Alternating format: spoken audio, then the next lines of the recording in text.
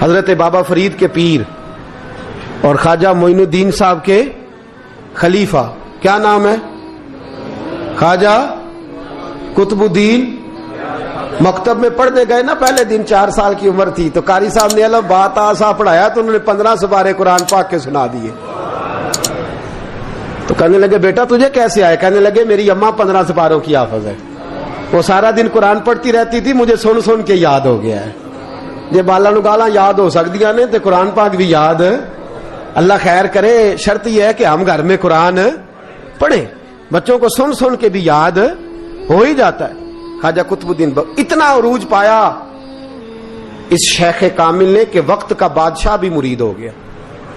سلطان شمس الدین التمش مرید تھا، دلی کا بادشاہ بھی مرید تھا، اجمیر کا بادشاہ خواجہ معین الدین صاحب کا مرید نہیں ہوا، نہ پاک پتن کا بادشاہ بابا فرید کا مرید ہوا، لیکن خواجہ قطب صاحب کو اللہ نے یہ عظمت بھی دی۔ یہ شان ہے نا، اگرچہ صدقہ سارا خواجہ معین الدین کے قدموں کا ہی تھا، لیکن دلی کا بادشاہ مرید ہوا، اور اتنا اعلیٰ مرید ہوا کہ جب خواجہ قطب الدین صاحب کا وصال ہوا تو 3 شرطیں لگائی تھی۔ فرمایا میرا جنازہ وہ پڑھائے، جب سے توبہ کیا پھر اس کا سینے بد حرام کے لیے نہ کھلا ہو، اور جب سے توبہ کیا پھر لقمہ حرام اس کے گلے سے نہ گزرا ہو، اور جب سے توبہ کیا پھر کبھی نماز تہجد بھی قضا۔ بڑے بڑے صوفی میری طرح کے گردن جھکا کے کھڑے ہو گئے۔ 7ویں صف سے دلی کا بادشاہ نکل آیا، کہنے لگا پیرا ساری زندگی میں نے پردہ داری سے عبادت کی تھی، تو جاتی دفعہ مجھے بے نقاب کر گیا ہے۔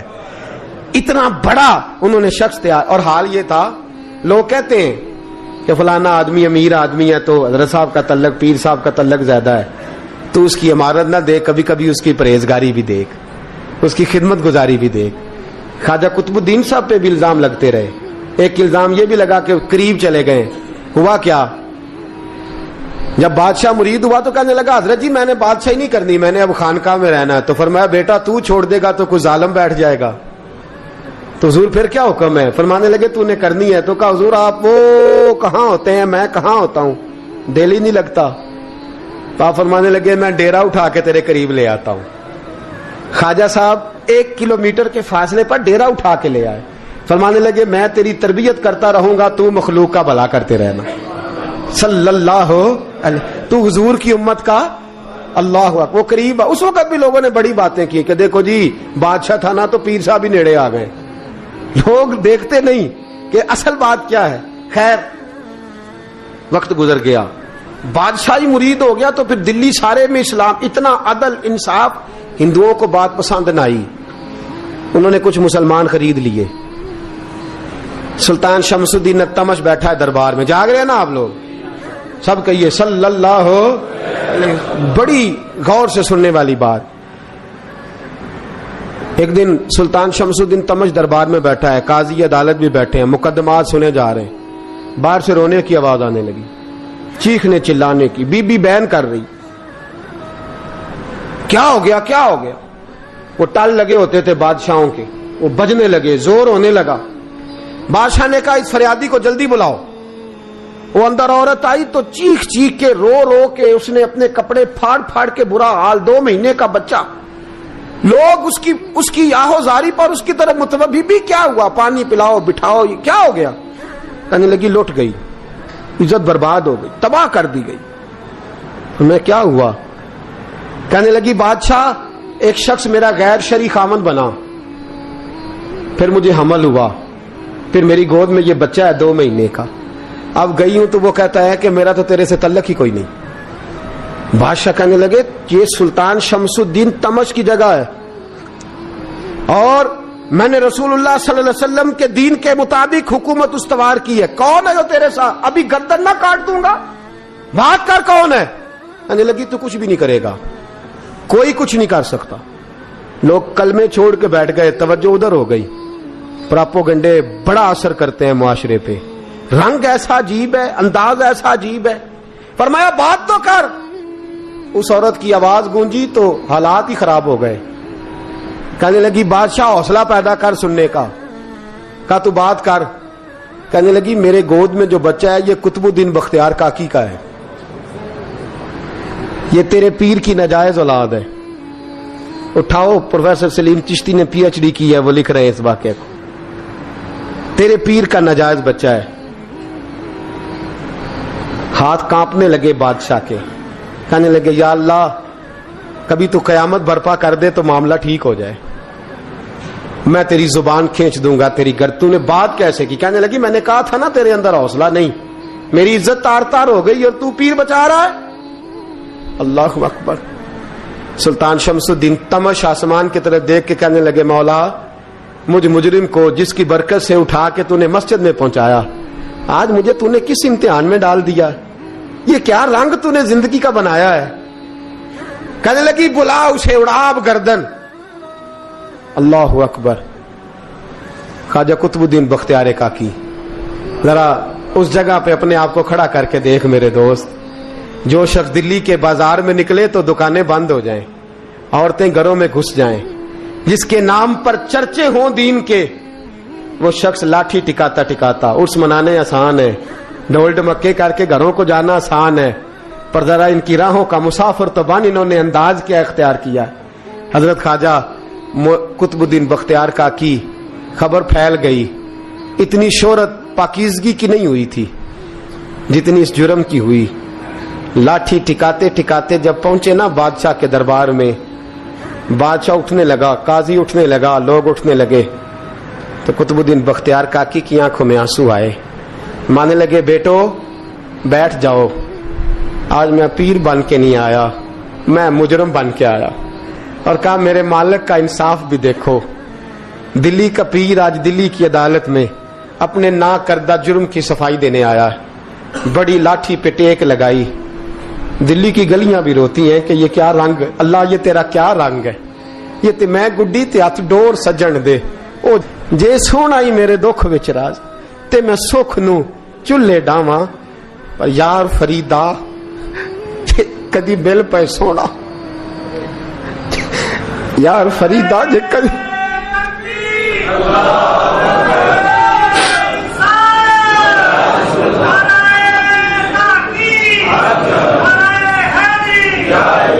یہ کدی مل پہ سونا, بس اونوں رو رو حال سناواں. ٹیک لگائی ہے, کہنے لگی بی بی بول دے گواہی. کہنے لگی بی بی رب جانتا ہے, رب کا رسول جانتا ہے, پر میں تجھے نہیں جانتا, تو کون ہے؟ کہنے لگی اچھا وہ لوگوں کو بھیج کے تہجد کے بہانے پچھلے دروازے مجھے اندر بلانا, رب تیرا بھول جانا. پھر رونے لگی, پھر مکر کرنے لگی. مجھے بتائیے ایسا کوئی مقدمہ ہو تو لوگ کیا کہتے ہیں؟ یکدم حالات بدلتے ہیں کہ نہیں بدلتے؟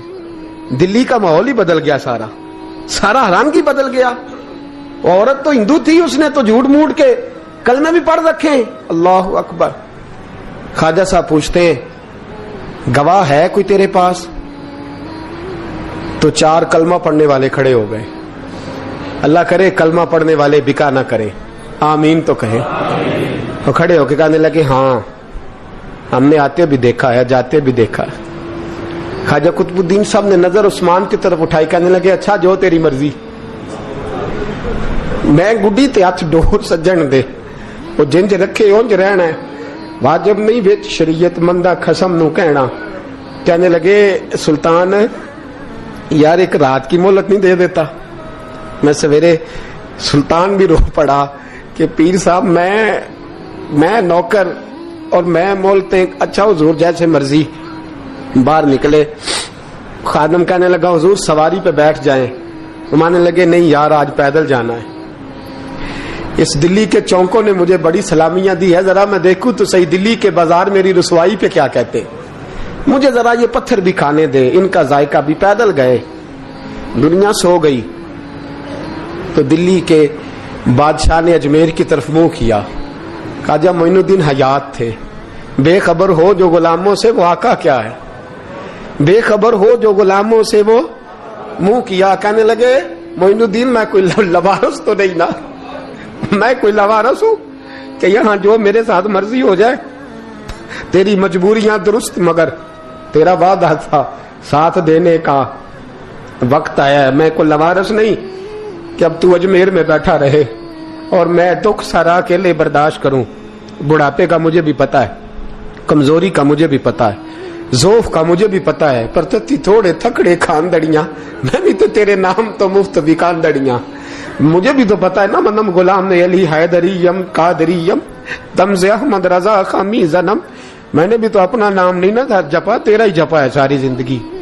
یہ لفظ کہے، کہتے میں رویا، آنکھ لگی تو حضرت خواجہ معین الدین صاحب خواب میں ملے، کہنے لگے قطب الدین میرا انتظار کرنا، میں پہنچ رہا ہوں، میرا انتظار کرنا، میرا انتظار۔ کیا کہا میاں صاحب نے؟ کہتے ہیں مالی دا کم پانی دینا، پھل کچے ہون یا پکے، اے پیر مرید دے سر تے ہی رہندا ہے، جھوٹے ہون یا سچے، میں آیا، فکر نہ کرنا۔ حضرت سویرے اٹھے، پھر گئے عدالت، پھر کہا نہ بھائی پروٹوکول، مجرموں کا پروٹوکول نہیں ہوتا، میں اکیلا جاؤں گا، جس کے آگے پیچھے نعرے ہوتے تنے تنہا، 2-4 منٹ زیادہ لے لوں آج آپ حضرات۔ کہتے میں پہنچا عدالت، اور جا کے جب کہا نا کہ ہاں جی حضور بتائیے، گواہ بھی خلاف ہے، مقدم بولیں، تو کہنے لگے مجھے میرے شیخ نے حکم دیا ہے کہ میرا انتظار کرنا۔ پھر وہ جو باتیں کرنے والے تھے کہنے لگے جی کون گیا تھا اجمیر، کون آیا ہے وہاں سے، ہمیں روحانی باتیں نہ بتائی جائیں، یہاں سے تو ایک دن میں پہنچا نہیں جا سکتا، ٹرین بھی 36 گھنٹے لیتی ہے دلی سے جانے میں۔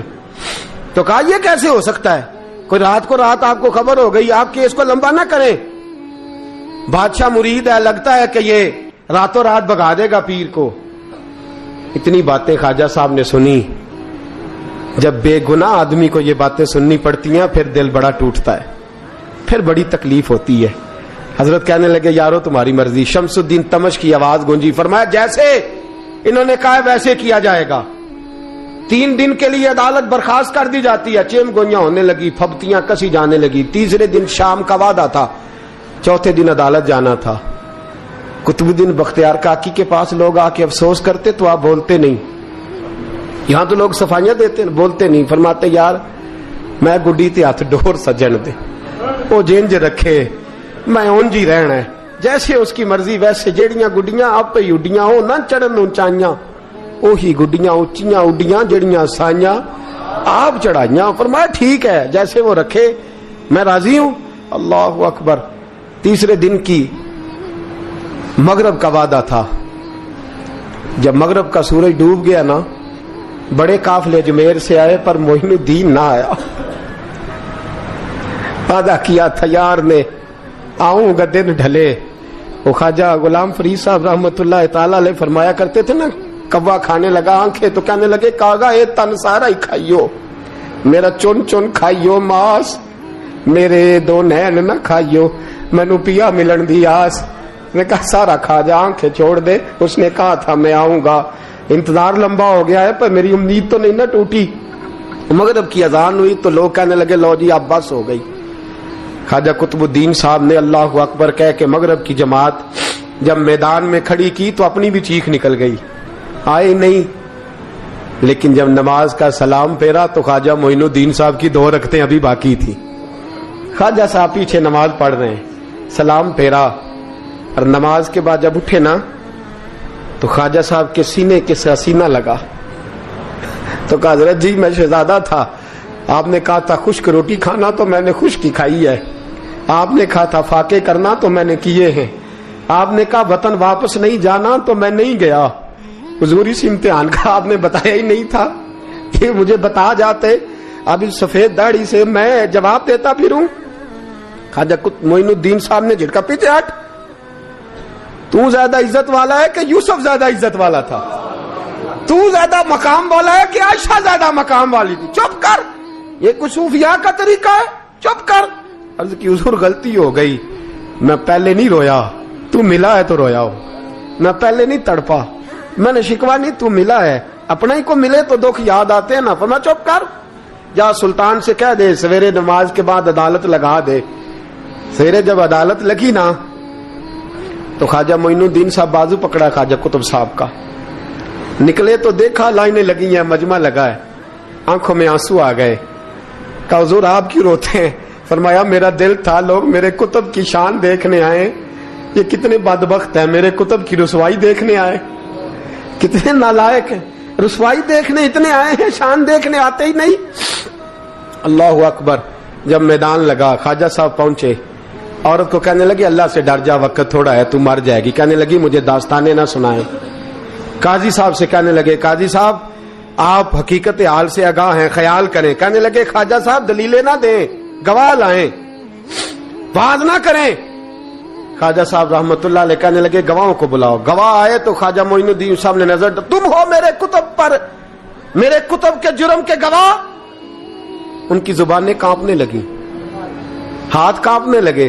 میں بولتے کیوں نہیں؟ جب ان کی نظریں جھکی تو بادشاہ کہنے لگا اگر اب تم نے گواہی نہ دی تو تمہیں میں مجرم بنا کے 80 کوڑے ماروں گا. کہنے لگا جی دیکھا ہے ہم نے تہجد کے وقت. جب سب گواہیاں پوری ہو گئیں، عورت بھی تڑپ رہی ہے، رو رہی ہے، 2 مہینے کا بچہ گود میں ہے. اب بولیے. علماء ظواہر بھی کھڑے ہیں، حسد کرنے والے جلنے والے بھی کھڑے ہیں، ہندو تو ویسے ہی تالیاں بجا رہے ہیں. اجمیر کا بوڑھا، اور یہ آخری پھیرا تھا خواجہ معین الدین کا دلی میں. اس کے بعد ظاہراً دوبارہ نہیں آئے. اٹھے لاٹھی ٹکاتے اور میدان کے اندر جا کے نا، بڑے میدان میں مجمع تھا، سر سجدے میں رکھا. کہنے لگے یا اللہ میں ہندوستان مرضی سے نہیں آیا، تیرے رسول کا بھیجا آیا ہوں. پھر اٹھے اور کہنے لگے مولا تیرے نبی کا فرمان ہے کہ میری امت کے علماء بنی اسرائیل کے نبیوں کی طرح ہوں گے. اگر یوسف کے لیے بچہ بول سکتا ہے تو میرے کتب کے لیے بھی بولنا چاہیے. اگر یوسف علیہ السلام کے لیے بول سکتا ہے تو میرا قطب الدین بھی سچا ہے. اس کے لیے پھر اٹھے، اس بی بی کی طرف بڑھے. لوگ کہنے لگے نہ جانے اب کیا ہوگا. جب اجمیر کے بادشاہ نے، عطا رسول نے، ہند الولی نے، امام الاولیاء نے کپڑا کھینچا اور کہنے لگے وہ بچے تو جانتا ہے نا تیرا باپ کون ہے، 2 مہینے کا بچہ. جب نانا بولا تو بی بی کہنے لگی اب کیا کر رہے ہو، بچے بھی کبھی بولے ہیں. میں بی بی چپ کر، ان اللہ علی کل شیء قدیر. میں کمزور رب کا ماننے والا نہیں، قدرتوں والے رب کا ماننے والا ہوں.